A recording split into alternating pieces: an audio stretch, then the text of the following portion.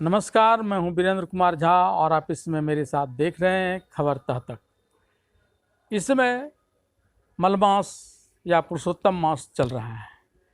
मलमास या पुरुषोत्तम मास की बातें सिर्फ और सिर्फ सनातन धर्म में ही आती है, क्योंकि अन्य दूसरे जो भी धर्म या पंथ हैं वे या तो सौर मास पर आधारित अपने पंचांग चलाते हैं या नहीं तो फिर चंद्रमास पर आधारित। एक सनातन धर्म ही ऐसा धर्म है जिसके पंचांग सौर मास पर भी आधारित हैं और चंद्रमास पर भी, और इन दोनों ही ग्रहों की दूरियां और इसके अंतर्गत आने वाले नक्षत्रों की दूरियां हमेशा बदलते रहती हैं और उसमें तालमेल करना बहुत ज़रूरी हो जाता है ताकि मनुष्यों पर जो उसके प्रभाव पड़े वे ज़्यादा से ज़्यादा सकारात्मक हों। और इसी दृष्टिकोण से मलमास की परिकल्पना यहाँ की गई है। मलमास के बारे में कहा जाता है कि चंद्रमास और सौर मास के दिनों में जो अंतर होता है वर्षों के अंतर्गत, उसी से लेकर एक मलमास या पुरुषोत्तम मास का निर्माण किया जाता है। जैसा कि हम जानते हैं कि सौर मास 365 दिन का होता है, जबकि चंद्रमास 354 दिन का होता है, और ये 11 दिनों का जो अंतर होता है इसी को मिलाने के लिए मलमास की अवधारणा की गई है सनातन धर्मों में। और इस दौरान जो सूर्य और चंद्रमा और नक्षत्र हैं उसकी जो ग्रहीय स्थितियां बदलती हैं उसको समावेशित करने के लिए प्रत्येक 30 महीने के बाद और 36 महीने से पूर्व इन दोनों ही का समावेशन करना जरूरी हो जाता है और उसी का प्रतिफल होता है यह मलमास। ये तो स्थिति के अनुसार मलमास की उत्पत्ति का कारण हुआ। मलमास की उत्पत्ति को लेकर सनातन धर्म के पुराणों में कई चर्चाएं हैं। उनमें से एक प्रमुख चर्चा यह है कि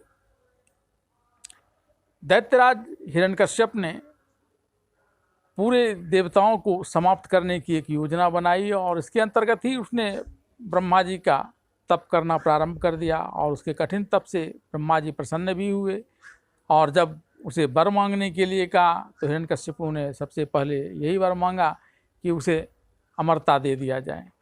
तब ब्रह्मा जी ने कहा अमरत नहीं दी जा सकती है असुरों को, हाँ अगर वो चाहे तो ऐसी दूसरे वरदान मांग सकता है जिसके कारण वह मृत्यु को अपने पास आने ही नहीं दे।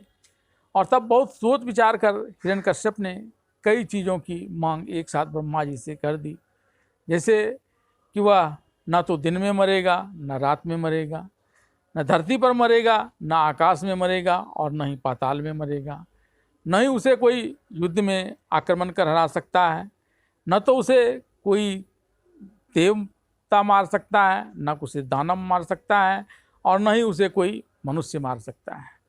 इतना ही नहीं, उसने यहाँ तक व्यवस्था कर ली कि वर्ष में 12 ही महीने होते हैं, इसलिए उसने यह भी वर मांग लिया कि 12 महीने में से किसी महीने में उसकी मृत्यु नहीं हो, जिस 12 महीने को ब्रह्मा ने बनाया है। ब्रह्मा वचनबद्ध थे, उन्होंने हिरण्यकश्यपु को वरदान दे दिया और इस वरदान पाने के साथ ही हिरण्यकश्यपु का अत्याचार बढ़ने लगा। उसने पूरे ब्रह्मांड को अपने अधीन कर लिया और वहाँ रहने वाले लोगों को खुद को देवता मानने के लिए बाध्य कर दिया और देवताओं के अस्तित्व को ही नकारना प्रारंभ कर दिया। लेकिन भगवत कृपा से उसका पुत्र प्रहलाद ही ईश्वर भक्त निकला और वह विष्णु का नाम जाप करने लगा। हालांकि हिरण्यकश्यप ने उसे मारने के तमाम प्रयास किए लेकिन उसमें वह सफल नहीं हुआ। लेकिन इसके बावजूद हिरण्यकश्यप की मृत्यु नहीं हो पाती थी, क्योंकि जो जो वर मांगे थे उसके अंतर्गत उसे मारना काफ़ी कठिन था।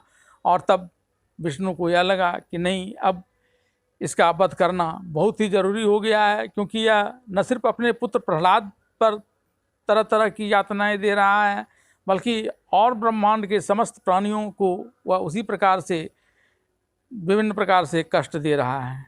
और इसके लिए ज़रूरी था कि जो ब्रह्मा ने 12 महीने की रचना की थी उससे अलग महीने की रचना करने की, और वही जो अलग माह विष्णु ने बनाया वह मास मलमास था, या जो बाद में पुरुषोत्तम मास के नाम से भी जाना गया।